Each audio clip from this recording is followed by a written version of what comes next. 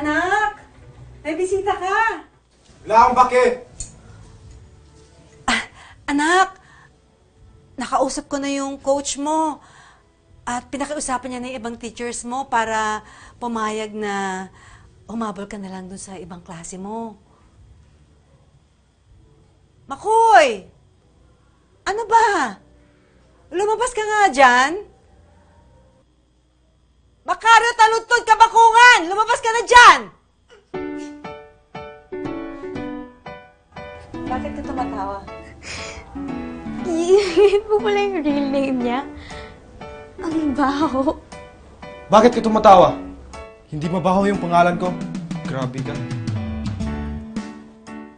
Oo, dahil ang mabaho, ikaw. 3 araw ka nang hindi naliligo. Pasalamat ka dito. Saved by the bell ka.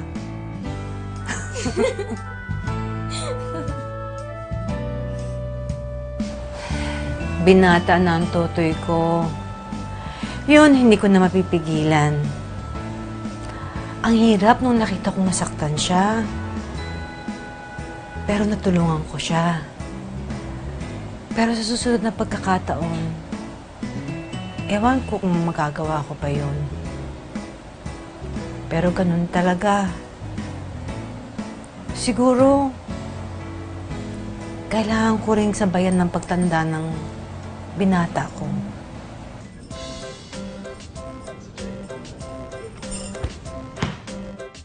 Agay! Ano ba?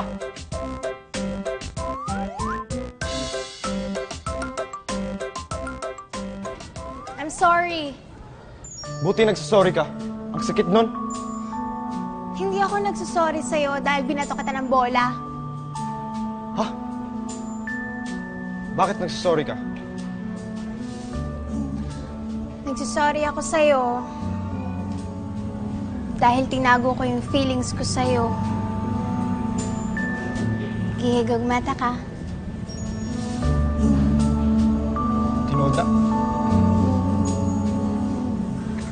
Oops! Bilis mo naman. Traveling yan. Sira.